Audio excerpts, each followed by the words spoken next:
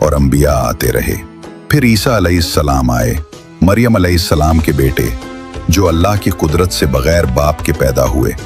ये एक बड़ी निशानी थी, लेकिन जैसे पहले अंबिया के साथ हुआ, बहुत से लोगों ने उनकी बात न मानी।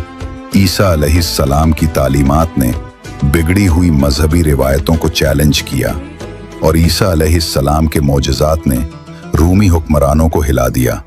उन्होंने साजिश की, सिपाही भेजी और गिरफ्तारी का हुक्म दिया।